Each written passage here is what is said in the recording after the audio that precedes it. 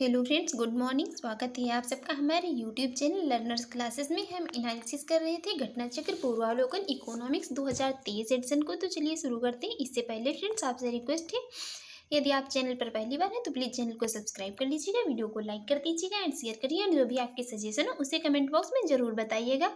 आज हम बात करेंगे यहाँ पर अंतर्राष्ट्रीय संस्थाएं टॉपिक की। सबसे पहले हम इसकी एक्सप्लेन देखेंगे, उसके बाद जो भी पिछली परीक्षाओं में एमसीक्यूज पूछे गए हैं उनको देखेंगे। चलिए देखते हैं। अंतर्राष्ट्रीय मुद्रा कोष। अंतर्राष्ट्रीय मुद्रा कोष इंटरनेशनल मॉनेटरी फंड, इसकी स्थापना कब हुई थी? इसकी स्थापना हुई थी 1944 में। इसके सदस्य देशों की सदस्यता 27 दिसंबर 1945 से प्रभावी हुई। भारत इसका संस्थापक सदस्य रहा है। वर्तमान में इसमें कुल कितने हैं? 190 सदस्य हैं। इसका जो 190वां सदस्य है वो कौन सा है? अंडोरा। IMF का मुख्यालय वाशिंगटन DC में है। ये जो है सभी पॉइंट मोस्ट इम्पॉर्टेंट है। अब बात करेंगे इसके कार्य क्या क्या हैं। अंतर्राष्ट्रीय भुगतान संबंधी जो तरलता की समस्या का समाधान करना, विनिमय दरों में स्थायित्व लाना, देशों को भुगतान संतुलन को दूर करनी है तो इसे ऋण देना, जो कि अल्पकालीन ऋण देना। अब इसकी सदस्यता की बात करेंगे। IMF की जो है सदस्यता है, दो आवश्यक शर्तें होनी चाहिए। विश्व बैंक का सदस्य होना चाहिए। IMF में निर्धारित अंशदान कोटा को जमा करना चाहिए। IMF में कोटा का निर्धारण देश की विश्व व्यापार में हिस्सेदारी, प्रति व्यक्ति राष्ट्रीय आय तथा आर्थिक विकास के आधार पर निर्धारित होता है। देशों को अपने कोटा को जो है कितना 25% हॉट मनी या सर्व स्वीकार्य मुद्रा, जिसमें क्या डॉलर, पाउंड, यूरो, येन और युआन या जो है रेनमिंबी शामिल है, में कितना 75% जो है अपनी मुद्रा में चुकाना होता है। और IMF की जो लेखा मुद्रा विशेष आहरण अधिकार है, ये स्पेशल ड्राइंग राइट्स जो है इसके कहलाती है। इसका मूल्य जो है 5 मुद्राओं द्वारा निर्धारित होता है, जिसमें कौन कौन सी है? डॉलर, यूरो, येन, पाउंड तथा युआन। IMF द्वारा विश्व आर्थिक परिदृश्य जो वर्ल्ड इकोनॉमिक आउटलुक को प्रकाशित किया जाता है। भारत के IMF में 2.75% कोटा है तथा यह जो है 8वां बड़ा कोटा धारक देश है। कौन? भारत। अब बात करेंगे यहाँ पर विश्व बैंक समूह की। विश्व बैंक समूह में 5 संगठन हैं।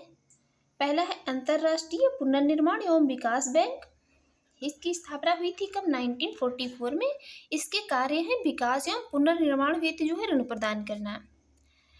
सेकंड है अंतर्राष्ट्रीय विकास परिषद, IDA। 1960 में इसकी स्थापना हुई थी। ये भी विकास हेतु ऋण जो है प्रदान करता है। थर्ड है अंतर्राष्ट्रीय वित्त निगम, IFC। ये 1956 में इसकी स्थापना हुई थी और निजी क्षेत्र को ये ऋण प्रदान करता है। नेक्स्ट है बहुपक्षीय विनियोग गारंटी संस्था। इसकी 1988 में स्थापना हुई थी। ये गैर व्यापारिक जोखिम हेतु निवेश गारंटी हेतु ऋण जो है प्रदान करता है। और फिफ्थ है कौन सी? निवेश विवादों के निपटारे हेतु अंतर्राष्ट्रीय संगठन। ये 1966 में इसकी स्थापना हुई थी और विवादों का निपटारा करती है ये। अब बात करेंगे किसकी? WTO की, वर्ल्ड ट्रेड ऑर्गेनाइजेशन की, विश्व व्यापार संगठन की। इसकी स्थापना हुई थी 1 जनवरी 1995 को। इसका मुख्यालय जेनेवा में है। वर्तमान में इस संगठन में कितने 164 सदस्य हैं और 164वां सदस्य जो है वो है अफगानिस्तान। इसके उद्देश्यों की बात करते हैं। विश्व व्यापार के माध्यम से विश्व के संसाधनों के कुशलतम प्रयोग को सुनिश्चित कर लोगों के जीवन में गुणात्मक सुधार लाना। इस संगठन के तहत जो है प्रमुख समझौते निम्नलिखित है। पहला समझौता कौन है? कृषि पर समझौता, एग्रीमेंट ऑन जो है एग्रीकल्चर। दूसरा है गैर कृषि बाजार पहुंच, नॉन एग्रीकल्चर मार्केट एक्सेस।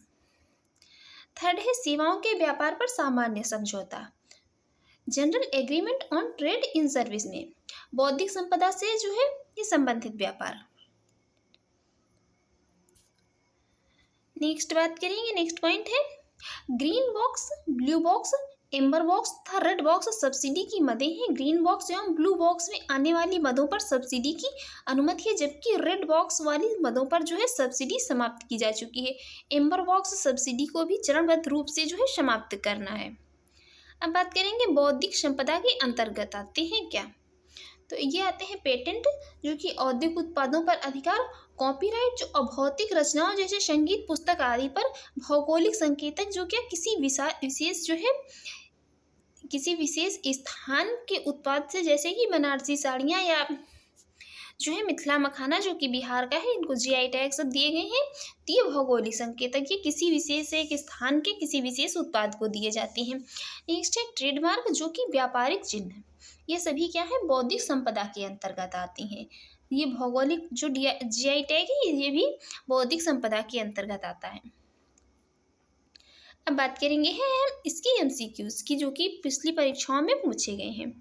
पहला क्वेश्चन है एशियाई आधारिक संरचना निवेश bank Asian infrastructure investment bank के संदर्भ में निम्नलिखित कथनों पर विचार कीजिए। पहला स्टेटमेंट कह रहा है AIIB के 80 से अधिक सदस्य राष्ट्र हैं। दूसरा स्टेटमेंट है AIIB में भारत सबसे बड़ा शेयरधारक है। यहाँ पर जो है पहला स्टेटमेंट ही करेक्ट था। देखते हैं इसकी एक्सप्लेन।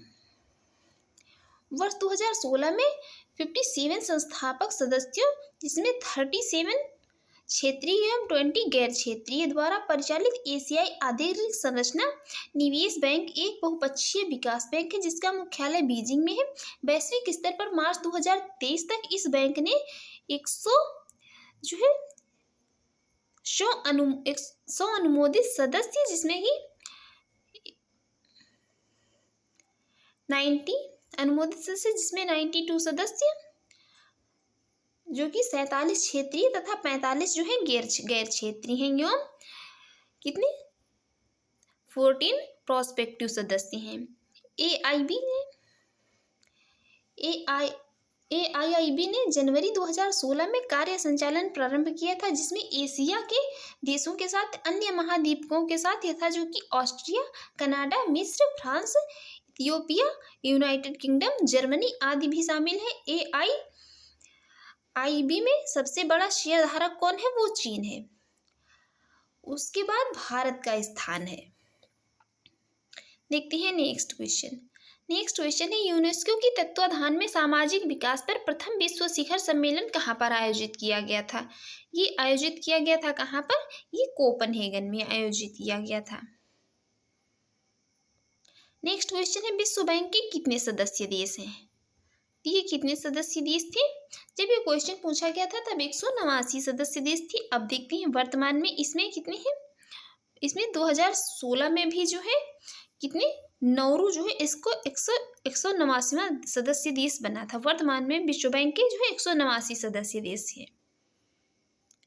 नेक्स्ट क्वेश्चन है उधार एजेंसी अंतरराष्ट्रीय विकास संघ इंटरनेशनल डेवलपमेंट एसोसिएशन निम्नलिखित में से किस एक के द्वारा जो है प्रशासित है।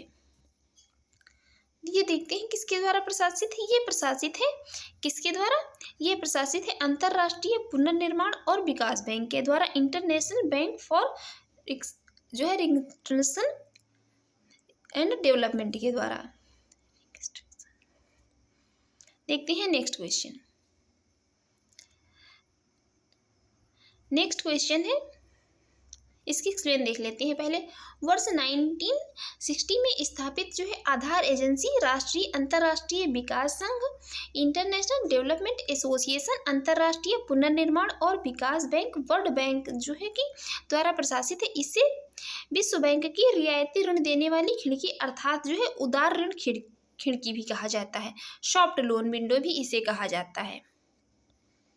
देखते हैं नेक्स्ट क्वेश्चन है सार्वभौम अवसंरचना सुविधा ग्लोबल इंफ्रास्ट्रक्चर फैसिलिटी, ये क्या है। ये जो है एक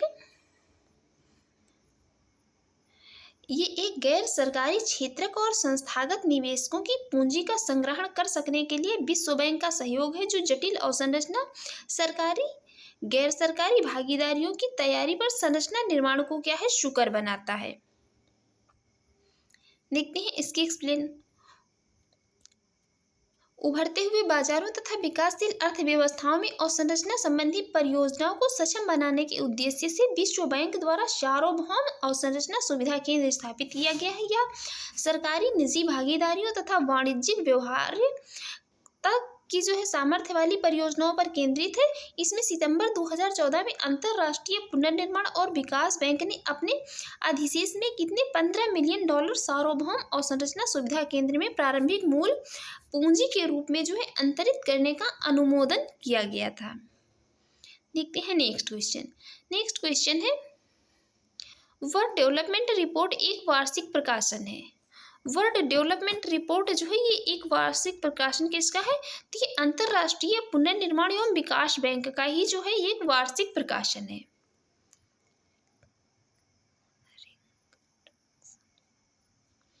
देखते हैं नेक्स्ट है विश्व विकास रिपोर्ट 2001 में जो है बल दिया गया था किस पर? तो ये दिया गया था दरिद्रता पर प्रहार पर बल 2001 में।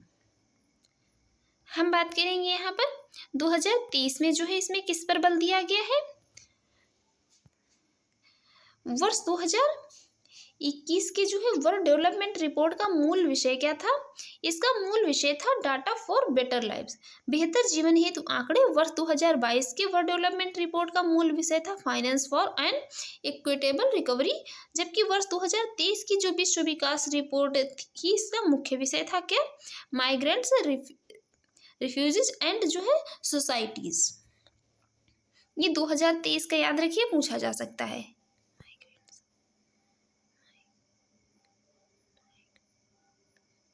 देखते हैं नेक्स्ट है विश्व विकास रिपोर्ट के अनुसार निम्न आय अर्थव्यवस्थाएं वे हैं जिनके लिए 1994 में प्रति व्यक्ति जीएनपी थी। लो इनकम इकोनॉमिक्स की बात हो रही है, तो वो यूएसए डॉलर जो कि कितनी थी? 725 या कम।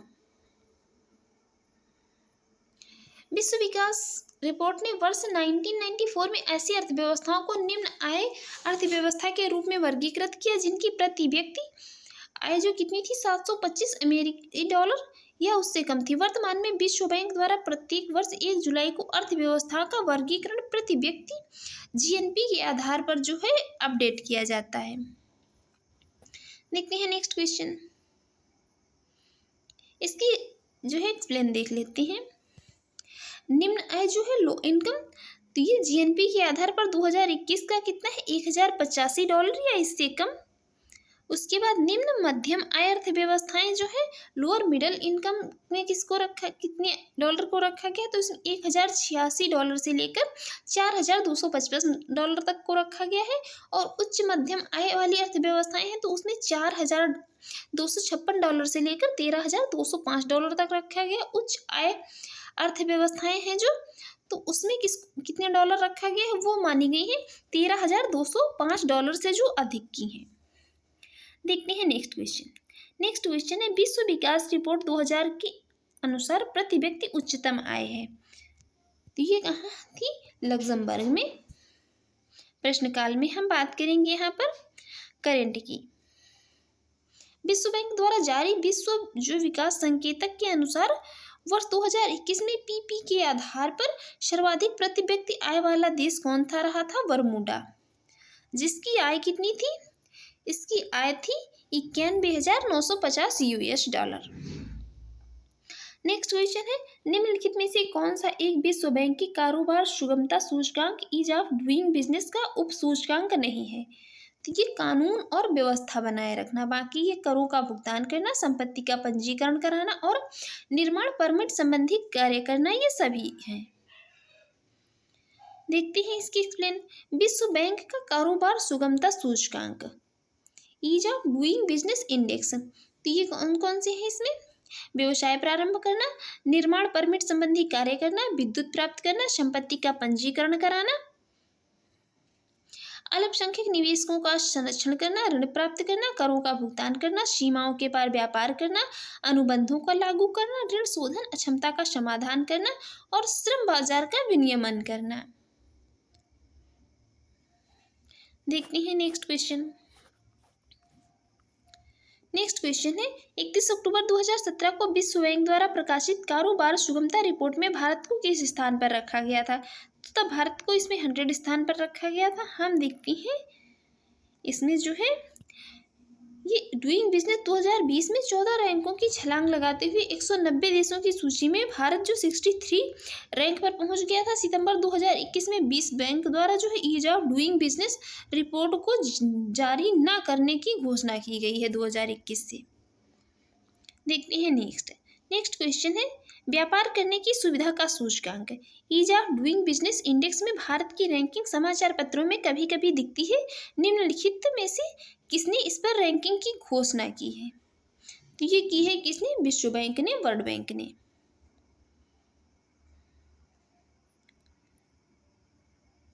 व्यापार करने की सुविधा का सूचकांक वर्ष 2003 से प्रत्येक वर्ष विश्व बैंक द्वारा जारी किया जाता है। इस सूचकांक में व्यापार की सुविधा उपलब्ध कराने को लेकर किए गए बुनियादी बदलावों के आधार पर विश्व के देशों को रैंकिंग प्रदान की जाती है। वहीं पर 24 अक्टूबर 2019 को विश्व बैंक द्वारा डूइंग बिजनेस इंडेक्स 2020 जारी किया गया। इस सूचकांक में 190 देशों को शामिल किया गया, जिसमें भारत 71.00 स्कोर के साथ 63वें स्थान पर था, जो पिछले वर्ष 70वें स्थान की तुलना में सुधार को प्रदर्शित करता है।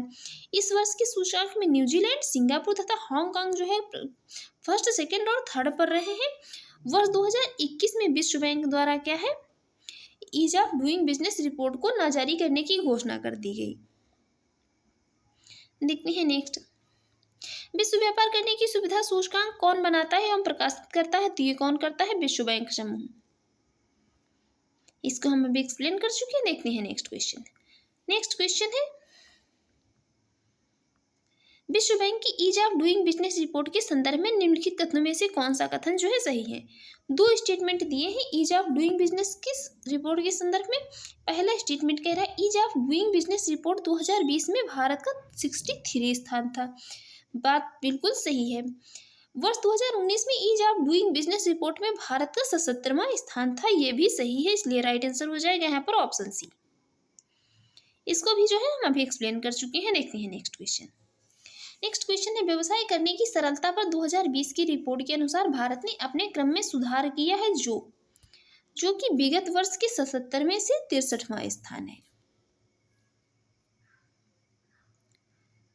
देखते हैं नेक्स्ट है विश्व बैंक एवं DIPP द्वारा अक्टूबर 2016 में जारी की गई कारोबार सुगमता रैंकिंग में किन दो राज्यों को संयुक्त रूप से पहला दर्जा मिला है?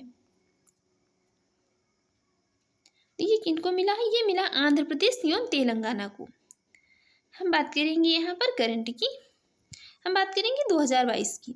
2022 में जो जारी की गई के अनुसार व्यापार कार्य सुधार योजना के क्रियान्वयन के संदर्भ में शीर्ष अचीवर्स राज्य रहे हैं कौन से? आंध्र प्रदेश, गुजरात, हरियाणा, कर्नाटक, पंजाब, तमिलनाडु तथा तेलंगाना रहे हैं। नेक्स्ट क्वेश्चन है विश्व आर्थिक संभावना ग्लोबल इकोनॉमिक प्रोस्पेक्ट्स रिपोर्ट आवधिक रूप से निम्नलिखित में से कौन जारी करता है? तो ये कौन जारी करेगा? ये जारी करेगा वर्ल्ड बैंक। विश्व बैंक ही इसको जारी करता है। और ये जारी कब की जाती है? तो आवधिक रूप से वर्ष में 2 बार जारी की जाती है, जनवरी एवं जून में। नेक्स्ट है निम्न देशों में से किस एक का प्रति व्यक्ति GDP न्यूनतम है? तो ये किसका है? भारत का ही है।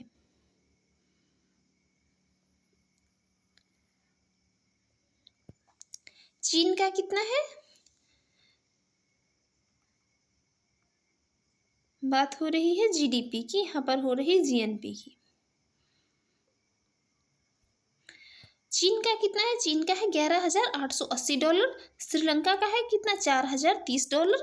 इंडोनेशिया का है $4,180 और भारत का जो है तो $2,150 ही है। नेक्स्ट क्वेश्चन, संयुक्त राज्य अमेरिका के बाद विश्व की दूसरी सबसे बड़ी अर्थव्यवस्था है?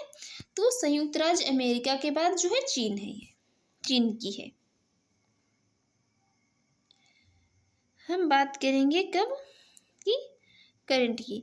जनवरी 2023 में विश्व बैंक द्वारा जारी आंकड़ों के अनुसार GDP के संदर्भ में वर्ष 2021 में अमेरिका के बाद विश्व की दूसरी सबसे बड़ी अर्थव्यवस्था चीन की है। उसके बाद किसकी? जापान की, फिर जर्मनी की, फिर भारत की है। तो सबसे बड़ी तो है यूएसए की, अमेरिका की, उसके बाद चीन की दूसरे नंबर पर, जापान की तीसरे नंबर पर, जर्मनी की चौथे पर, और भारत की कौन सी, भारत की आ जाएगी 5वें नंबर पर। देखते हैं नेक्स्ट। नेक्स्ट, निम्नलिखित में से कौन सा देश विश्व की तीसरी सबसे बड़ी अर्थव्यवस्था है? तो वो है कौन सा, जापान है।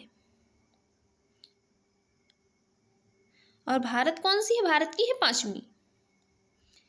नेक्स्ट है, विश्व के नवीनतम विकास प्रतिवेदन के अनुसार भारतीय अर्थव्यवस्था की स्थिति है। इसकी एक्सप्लेन देखते हैं, ये 5वीं है। विश्व बैंक के तत्कालीन विकास प्रतिवेदन के अनुसार एवं जो है प्रश्न काल में भी कोई विकल्प नहीं सही, इसलिए जनवरी 2023 में विश्व बैंक द्वारा जारी आंकड़ों के अनुसार जीडीपी के आधार पर वर्ष 2021 में भारतीय अर्थव्यवस्था विश्व की 5वीं सबसे बड़ी अर्थव्यवस्था है। जबकि क्रय शक्ति क्षमता जो ये क्षमता पीपीपी के आधार पर भारतीय अर्थव्यवस्था चीन और अमेरिका के बाद जो है तीसरे स्थान पर है। नेक्स्ट क्वेश्चन है, क्रय शक्ति समतुल्यता के माप के अनुसार भारतीय अर्थव्यवस्था विश्व की सबसे बड़े देशों की चौथी अर्थव्यवस्था बनी रही है। पहले 3 स्थान उस क्रम में हैं। यहाँ पर जो इसका अरेंजमेंट ये कोई भी सही नहीं दिया है। पहले होना चाहिए था यूएसए, फिर होना चाहिए था चीन, फिर होना चाहिए था जापान। तो इस तरीके का जो है यहाँ पर दिख तो रहा है, यूएसए, चीन, फिर जापान।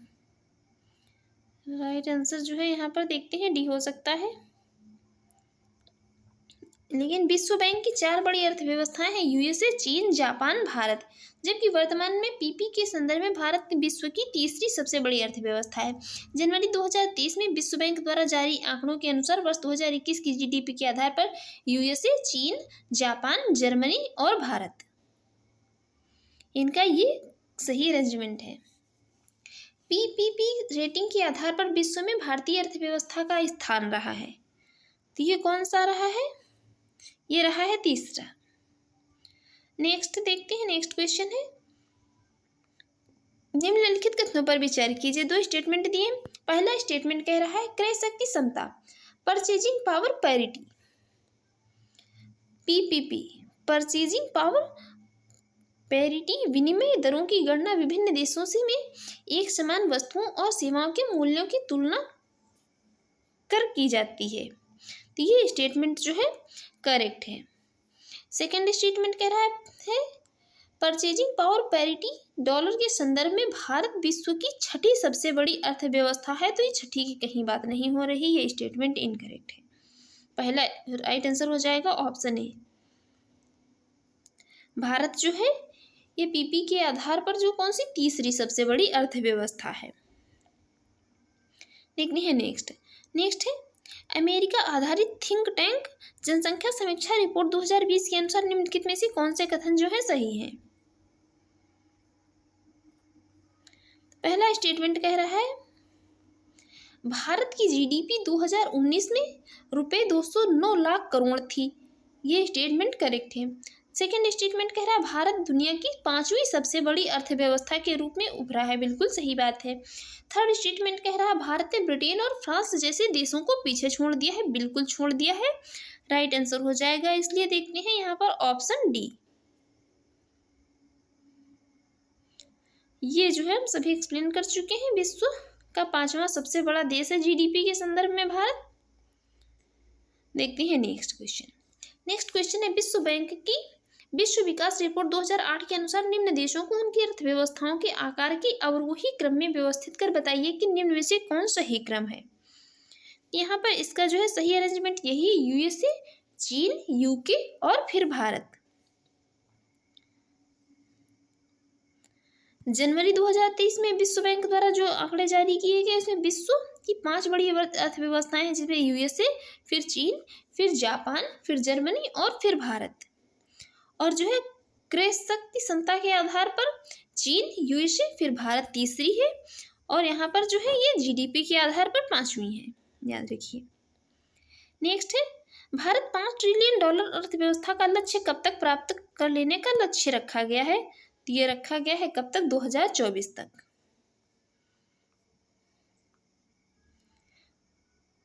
देखते हैं इसकी एक्सप्लेन। वर्ष 2019 में पहली बार केंद्र सरकार द्वारा भारत की अर्थव्यवस्था को वर्ष 2024 तक 5 ट्रिलियन अमेरिकी डॉलर इकोनॉमी बनाने का महत्वाकांक्षी लक्ष्य निर्धारित किया गया। मार्च 2023 तक भारत की नॉमिनल जीडीपी लगभग 3.5 ट्रिलियन अमेरिकी डॉलर होगी। आर्थिक सर्वेक्षण 2022-23 के अनुसार वर्तमान डॉलर मापदंड के संदर्भ में भारत विश्व की 5वीं सबसे बड़ी अर्थव्यवस्था है। भारत से आगे 4 अर्थव्यवस्थाएं हैं, यूएसए, चीन, फ्रांस तथा जर्मनी की। जबकि जो है ये पीपीपी के आधार पर भारत विश्व की तीसरी सबसे बड़ी अर्थव्यवस्था है, चीन तथा यूएसए के बाद। और आर्थिक समीक्षा 2019-20 खंड में क्या है, जो 331 पर, इसमें पृष्ठ 231 पर क्या बताया गया है, लक्ष्य 225 तक का बताया गया है। लेकिन अन्य स्रोतों से क्या है, अनुसार 2024 ही मान्य है। और हमें लगता है जो है आयोग भी ने अभी तक ये क्वेश्चन जो पूछा है तो उसमें 2024 ही माना है। आप लोग जो है इसको एक बार कमेंट बॉक्स में करेक्ट बताइए कि जो है अभी तक इससे रिलेटेड जो भी क्वेश्चन पूछा गया है तो उसमें आयोग ने इसका आंसर 2024 ही माना है, ना कि 2025। देखते हैं नेक्स्ट क्वेश्चन। नेक्स्ट क्वेश्चन है, निम्नलिखित कथनों पर विचार कीजिए। अधिकांश अंतरराष्ट्रीय अभिकरण जो भारत के अंतर सार्वजनिक द्विपक्षीय करारों के अनुसार विकास कार्यक्रमों के लिए राशि उपलब्ध कराते हैं, मुख्यतः देते हैं। क्या तकनीकी सहायता देते हैं? बिल्कुल देती हैं। सुगम ऋण जो ब्याज सहित वापस चुकाने होंगे, ये भी देते हैं। अनुदान जो वापस नहीं चुकाने होंगे, ये भी देते हैं। राइट आंसर हो जाएगा ऑप्शन बी 1, 2 और 3 सही है। जो फोर्थ स्टेटमेंट है ये इनकरेक्ट है। गरीबी निवारण के लिए खाद्य सहायता नहीं देते हैं। देखते हैं इसकी एक्सप्लेन। अंतर्राष्ट्रीय अभिकरणों और भारत सरकार के बीच करारों पर आधारित सहायता मुख्यतः विकास से संबंधित होती है। भारत को इन अभिकरणों, विश्व बैंक, एडीबी आदि से प्राप्त सहायता अल्पकालिक एवं दीर्घकालिक दोनों प्रकार की होती है, जिसमें मुख्यतः तकनीकी सहायता, निम्न ब्याज दर पर ऋण, अनुदान आदि सम्मिलित होती हैं। जहां तक गरीबी निवारण के लिए खाद्य सहायता का सवाल है, भारत को स्वतंत्रता के उपरांत क्या है 1950 एवं 60 के दशक में ऐसी सहायता पीएल जो है 480 के तहत क्या संयुक्त राज्य अमेरिका से प्राप्त होती थी। देखते हैं नेक्स्ट क्वेश्चन। भारत में राज्यों की अस्थापना सुधार के लिए ऋण एवं अनुदान निम्नलिखित में से किसी एक संस्था द्वारा दिए गए हैं। तो ये दिए गए किसके द्वारा? विश्व बैंक के द्वारा।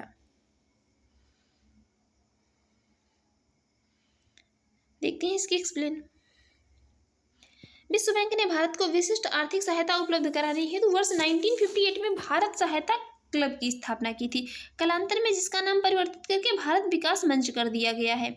विश्व बैंक भारतीय राज्यों को अस्थापना सुधार, परिवहन एवं संचार, सिंचाई, जलापूर्ति, विद्युत शक्ति एवं सड़क निर्माण हेतु क्या है दीर्घावधि वित्तीय सहायता उपलब्ध कराता रहा है। नेक्स्ट क्वेश्चन है, भारतीय विकास फोरम IDF पहले जाना जाता था किसके? तो ये भारत सहायता क्लब के नाम से इसको जाना जाता था। नेक्स्ट है, निम्नलिखित में से किस भारतीय राज्य ने अभी हाल ही में विश्व बैंक के साथ 220 मिलियन डॉलर का समझौता किया है? तो ये क्वेश्चन जो है जब 2011 में पूछा गया था तब किया था किसके? बिहार के साथ। देखते हैं नेक्स्ट क्वेश्चन। नेक्स्ट है, विश्व बैंक ने 2007 में भारत को 600 मिलियन डॉलर का ऋण तथा रियायती शौक की स्वीकृति की उद्घोषणा की ताकि शक्तिशाली बनाया जा सके ग्रामीण सहकारी ढांचे को। ये भी जो है काफी पुराना क्वेश्चन है। देखते हैं नेक्स्ट क्वेश्चन है, विश्व बैंक ने अभी हाल ही में भारत को 944 मिलियन डॉलर का ऋण स्वीकृत किया, निम्न में से किस क्षेत्र के लिए ऋण नहीं है? तो देखते हैं ये भी जो है काफी पुराना क्वेश्चन है। तो ये ग्रामीण सड़कें तथा स्वच्छता के लिए नहीं। देखते हैं नेक्स्ट क्वेश्चन है, यहाँ पर हम एक्सप्लेन जो है उसी को करेंगे जो कि करंट से रिलेटेड है।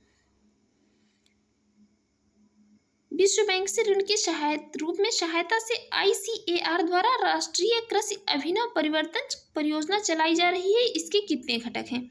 इसके जो है कितने? 4 घटक हैं। देखते हैं कौन कौन से 4 घटक हैं।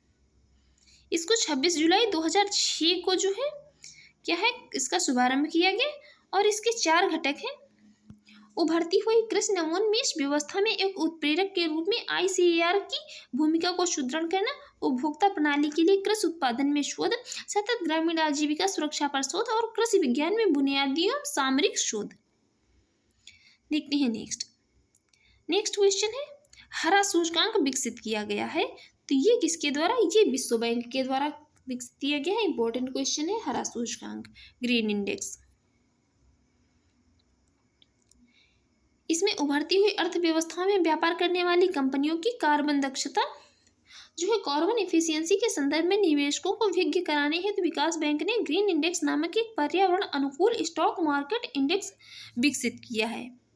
और आयोग ने तो भैया इस प्रश्न का उत्तर जो है विकल्प ए माना है, जो कि सही नहीं है।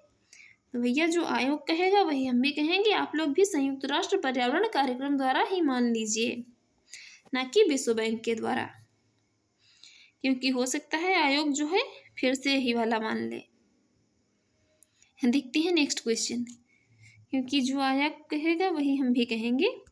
निम्नलिखित में से कौन कौन सी संस्था मिलकर विश्व बैंक का गठन करते हैं? तो ये कौन कौन से करते हैं विश्व बैंक का गठन? कौन कौन सी संस्था ये करती है? अंतर्राष्ट्रीय पुनर्निर्माण और विकास बैंक, अंतर्राष्ट्रीय वित्त निगम, और कौन सी? अंतर्राष्ट्रीय विकास मंच। मिलकर ये क्या करती हैं? ये करती हैं विश्व बैंक का गठन। देखते हैं कौन कौन सी करती हैं। विश्व बैंक में समूह में 5 संगठन सम्मिलित हैं। देखते हैं पांचों कौन कौन से हैं और कब इनकी स्थापना हुई।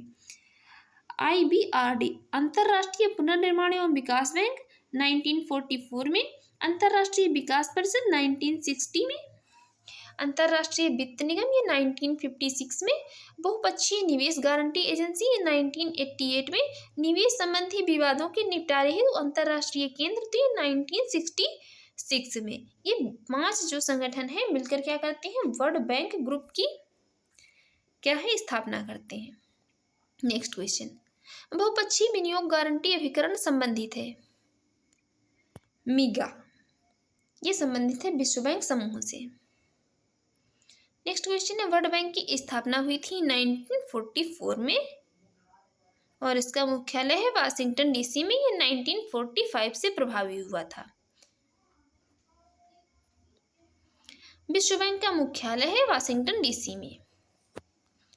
देखते हैं नेक्स्ट क्वेश्चन, निम्नलिखित में से विश्व बैंक की कौन सी संबंध संस्था विश्व के निर्धनतम राष्ट्रों को गरीबी उन्मूलन हेतु सहायता प्रदान करती है? तो ये प्रदान करती है अंतर्राष्ट्रीय विकास संघ।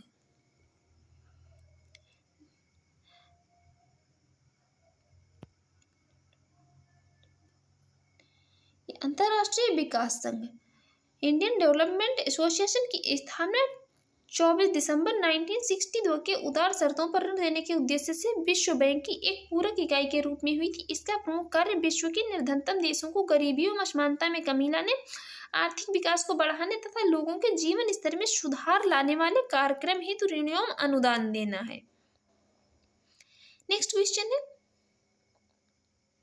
अंतर्राष्ट्रीय मुद्रा कोष के संबंध में निम्नलिखित में से कौन सा कथन सही है? यह केवल सदस्य देशों को ही ऋण प्रदान करता है, यही वाला सही है। बाकी या किसी भी देश को ऋण प्रदान कर सकता है ऐसा नहीं है। यह केवल विकसित देशों को ही ऋण प्रदान करता है, ये भी नहीं है। किसी भी देश के केंद्रीय बैंक को ऋण प्रदान करता है, ये नहीं। यह केवल क्या है? सदस्य देशों को ही ऋण प्रदान करता है। इंटरनेशनल मॉनेटरी फंड की स्थापना विश्व बैंक के साथ कहाँ हुई थी? ब्रेटन वुड्स समझौते के तहत 1944 में हुई थी, परंतु इसके सदस्य देशों की सदस्यता जो है 27 दिसंबर 1945 से प्रभावी हुई। अंतर्राष्ट्रीय मुद्रा कोष की प्रमुख जिम्मेदारी सदस्य देशों को भुगतान संतुलन संबंधी समस्याओं से निपटने के लिए ऋण प्रदान करना है। यह केवल सदस्य देशों को उनके अंतर्राष्ट्रीय भंडार का पुनर्निर्माण करने, अपनी मुद्राओं को स्थिर रखने, आयात के लिए भुगतान जारी रखने तथा मजबूत आर्थिक विकास की स्थिति को बहाल रखने हेतु ऋण प्रदान करता है। यह विकास बैंकों की तरह विशिष्ट विकास परियोजनाओं के लिए ऋण जो है प्रदान नहीं करता है। नेक्स्ट क्वेश्चन है, अंतर्राष्ट्रीय मुद्रा कोष के बारे में क्या सही है? ये सिर्फ सदस्य देशों को ही कर्जा देता है, यही स्टेटमेंट सही है। बाकी ये सभी स्टेटमेंट है इनकरेक्ट। ये किसी को भी कर्जा नहीं देता है, केवल जो इसके सदस्य देश हैं उन्हीं को देता है। देखते हैं नेक्स्ट, अभी हम इसको एक्सप्लेन कर चुके हैं। नेक्स्ट है, अंतर्राष्ट्रीय मुद्रा कोष का प्रमुख कार्य क्या है? इसका प्रमुख कार्य है सदस्य देशों की भुगतान संतुलन संबंधी समस्याओं के समाधान में सहायता करना। नेक्स्ट क्वेश्चन है, निम्नलिखित में से किस उद्देश्य के लिए अंतर्राष्ट्रीय मुद्रा कोष ऋण का उपयोग किया जाता है? तो यह भुगतान संतुलन में अस्थायी घाटे को पूरा करने के लिए इसका उपयोग किया जाता है। नेक्स्ट, नेक्स्ट क्वेश्चन है, ब्रेटन वुड्स सम्मेलन ने किन संस्थाओं की स्थापना की थी? स्थापना की किसकी? IMF की, इंटरनेशनल मॉनेटरी फंड की और IBRD की। राइट आंसर हो जाएगा ऑप्शन ए। देखते हैं इसकी एक्सप्लेन।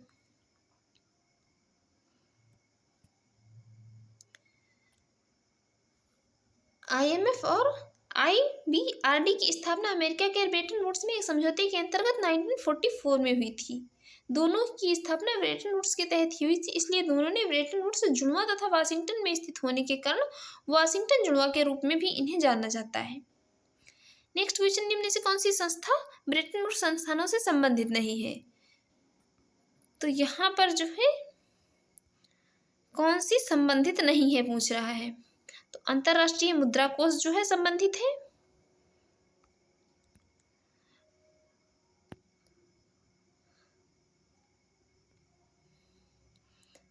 देखते हैं नेक्स्ट क्वेश्चन। नेक्स्ट क्वेश्चन, संयुक्त राष्ट्र मुद्रा और वित्तीय सम्मेलन United Nations monetary and financial conference, जिसमें IBRD, GATT और IMF की स्थापना के लिए समझौते पर हस्ताक्षर हुए थे, सामान्यतः क्या कहलाता है? ये कहा जाता है क्या? ब्रेटन वुड्स सम्मेलन। विश्व के देखते हैं इसकी एक्सप्लेन। विश्व के विभिन्न देशों के मध्य वाणिज्यिक एवं वित्तीय संबंधों के नियमन तथा मौद्रिक प्रबंधन प्रणाली की स्थापना है तो अमेरिका के ब्रेटन वुड्स स्थित माउंट वाशिंगटन होटल में 44 राष्ट्रों के प्रतिनिधियों ने जुलाई 1944 में ब्रेटन वुड्स समझौते पर हस्ताक्षर किए। अंतर्राष्ट्रीय मुद्रा कोष, विश्व बैंक आदि संस्थाएं इसी समझौते के तहत जो है प्रशासित होती है, इसलिए इसे ब्रेटन वुड्स संस्था भी कहा जाता है। इसमें जो है ये गैट सम्मिलित नहीं है, इसके अंतर्गत ये जो है गैट इसके अंतर्गत है, ये इसमें सम्मिलित नहीं है। बाकी जो है पिछले क्वेश्चन में ये जो है ये सभी इसमें संबंधित है। ये विश्व बैंक भी संबंधित है, विश्व व्यापार संगठन भी सम्मिलित है, संयुक्त राष्ट्र और अंतर्राष्ट्रीय मुद्रा कोष ये सभी सम्मिलित है। यहाँ पर पूछ रहा है कौन सम्मिलित नहीं है। देखते हैं नेक्स्ट क्वेश्चन, अंतर्राष्ट्रीय मुद्रा कोष की स्थापना किस समझौते के अंतर्गत हुई थी? तो ये ब्रेटन वुड्स समझौते के अंतर्गत। नेक्स्ट क्वेश्चन है, वर्तमान में अंतर्राष्ट्रीय मुद्रा कोष के सदस्य देशों की संख्या कितनी है? तो ये कितनी है? 190 है। Right answer option D.